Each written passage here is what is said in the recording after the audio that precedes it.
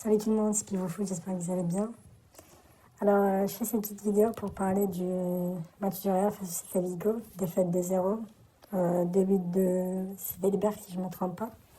Et parler aussi un peu de l'état du club et on va dire, la projection dans l'avenir, on va dire dans les prochains 6 mois pour cette saison. Les gars, en fait, je trouve le Real que là vraiment le problème, ça commence un peu à devenir l'entraîneur. Parce qu'en fait, Xabi Alonso, il essaye pas d'imposer un 11. Je sens vraiment qu'il essaye encore de chercher on va dire, la recette magique, le 11 parfait. Mais on va dire, dans le temps de sa recherche, l'équipe, elle perd des points et elle se réinitialise avec de nouveaux repères chaque match. Et ça, c'est pas bien. En fait, chaque joueur, il tient pas des repères sur 4-5 matchs. Si l'équipe a changé à chaque fois, c'est normal que le niveau d'un joueur devient inconsistant. Je sais pas, tu mets Gueulard en milieu offensif, après tu les mets juste en milieu central. C'est sûr que son niveau il va changer peut-être. Après, on a aussi le problème de la défense. Comme on le voit sur la photo, Franck Garcia, je pense, ouais, c'est malheureusement pas le niveau du Real. Il a un niveau trop scolaire, il n'est pas technique. C'est vrai que Trent Alexander, il était blessé, donc il fallait un peu changer la tactique. Mais quand même, pour moi, il a un peu trop changé par rapport au dernier match où ils étaient, je dirais, dans un très bon niveau. Face à Bilbao, à l'extérieur, tu gagnes 3-0, c'est quand même exceptionnel, on va dire. Mais oui, pour ce match, il y a un peu trop de désordre. En termes de créativité, c'est un peu nul en fait, c'est presque zéro quoi. Un deuxième problème, c'est aussi Mbappé qui se décale de l'axe, ça aussi c'est un très grand problème. En fait, à chaque action où le Real il avançait, je vois Mbappé qui décale vers la droite ou la gauche, mais qui part pas vraiment vers l'axe, à part peut-être quand il y a des ballons longs qui viennent du côté de la défense.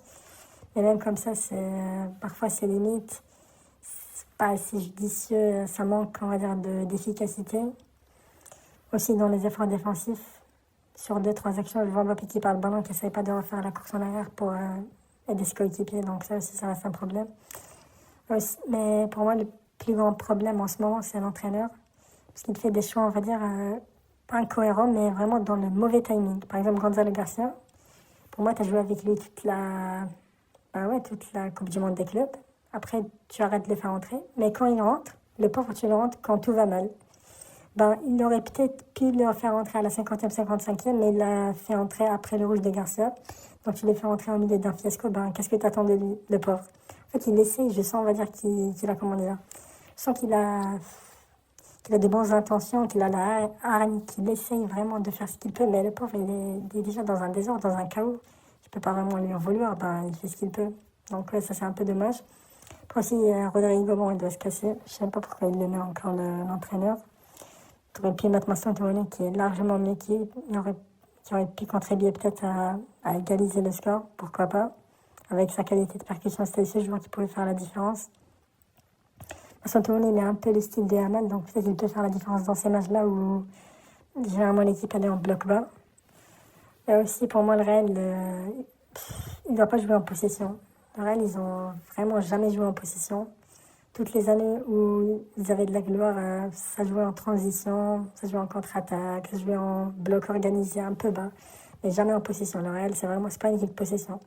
On voit que Xabi Alonso, il essaie de faire,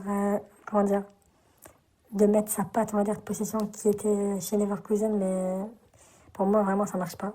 En tout cas, l'équipe, elle prend, pour moi, c'est une rechute. Après le match de Valence, la victoire 4-0, l'équipe, elle est en rechute et je vois pas vraiment comment ça va remonter. Mais bon, on verra, on va dire, après le match City, si ça va peut-être un peu s'améliorer ou bien ça va rester sur la même situation. En tout cas, merci beaucoup d'être resté jusqu'à la fin. À plus de vidéos et prenez soin de vous.